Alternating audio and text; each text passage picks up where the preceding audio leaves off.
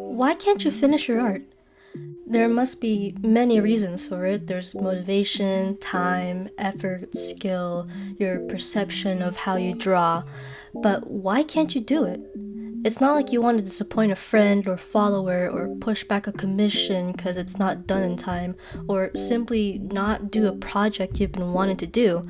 But why is it so hard to be a reliable artist? Well, the whys and why nots are not something for me to explain, but I can provide tips on how you can try to get over these. I'm saying this as an artist who's had the same experiences and struggles, and it just sucks to see other artists quitting because of this. And I just want it to feel more possible to get over.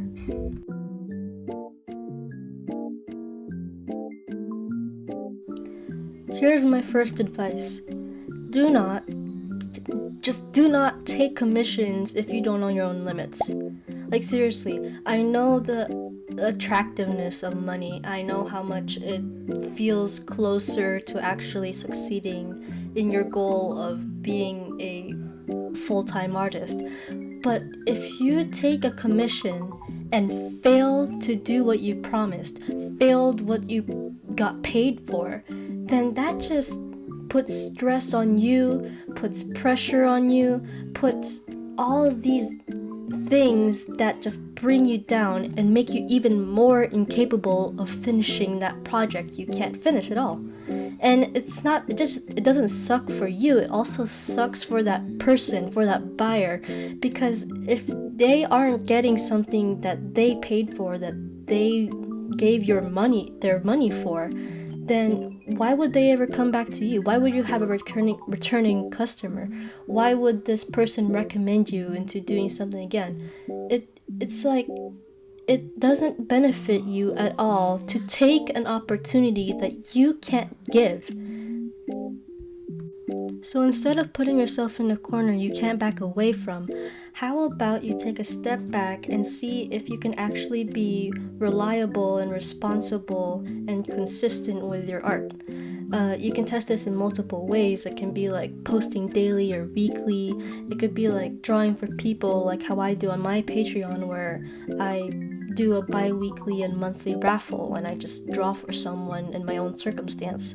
It could also not have to do anything with art. You can just have a to-do list or a planner and actually just check off all those boxes. It doesn't have to be this stress-inducing process, but if you can give yourself the confidence to actually make something on time, to actually discipline yourself into doing something that you know you can do confidently, then by then you should have the confidence to actually say, hi, I can take that commission, I can take that money, and I can actually give you something back. Speaking of giving something back, here is my second tip. Stop sharing whips. Stop sharing works in progresses. Stop sharing behind the scenes content. Because whenever you share something that's not finished, I don't know what it is, but your brain is like having this subconscious idea that you're done with it. That the momentum that you built in making that thing just dies down to zero, and suddenly you don't have the motivation to finish that thing at all. You're stuck with this project, and then you try something new and you're stuck with this other project, and you're stuck with another thing and you're stuck with that too. Because it doesn't matter how big of an audience you give it to. It can be your social media, or it can be that really close friend you're attached to on Discord. But whenever you share something, you're just less likely to actually finish it. So the best advice I can give you is to just stop sharing in general, or share a whip when you're like 80 or 90% done with it. Because by the time you share it and it's only like 40% done, I think you have like a 1/8 chance to actually finish that drawing. I understand the excitement of wanting to see how someone will react to knowing that you're making this thing. But if you rely too heavily on outside positive feedback, then you can't motivate yourself into making something. And from my experience as an artist, and from what I know from other artists, a lot of the process is on your own. Like, you don't always have to have someone there. You don't want to always have someone there. You're putting yourself on this double-edged sword, because once you send that work in progress, you're gonna be relying on not just yourself, but on how they react. If they don't react the way you want them to, then you're also less likely to do it. As for my last advice, I think that this is probably the most overlooked one, and it's, if you are overestimating the work you're working on, if you're finding yourself struggling more than you usually do, change perspectives, go back a few steps and see if you can do something differently. Art is like a fluid process. It can be changed any way you want. It can be done any way you want. And if this method that you're trying to do isn't working out for you, then try to see if you can do it differently.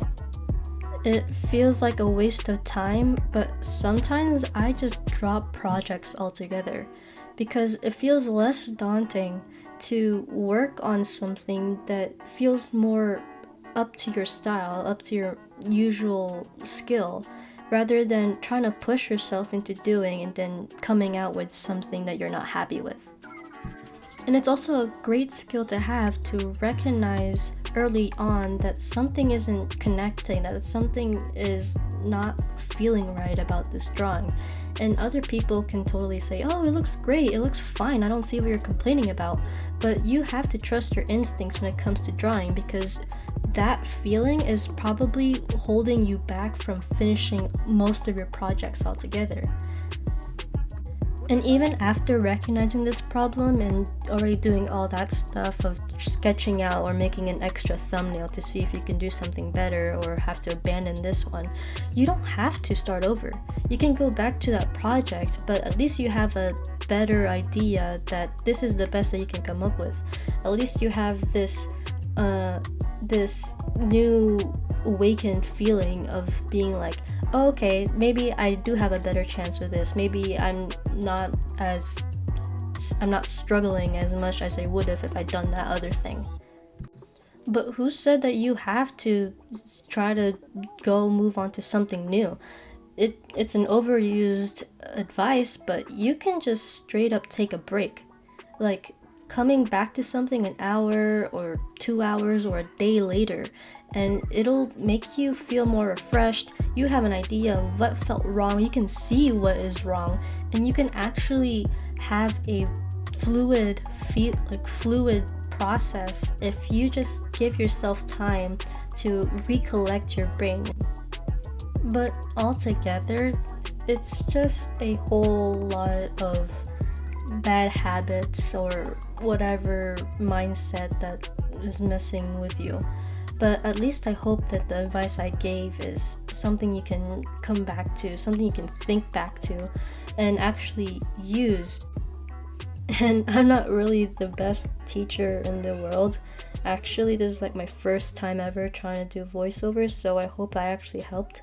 And if you do want to have more content like this, try to support me on, like, I don't know, my subscribing, or going to my Patreon, follow me on X, Twitter, whatever the hell that is.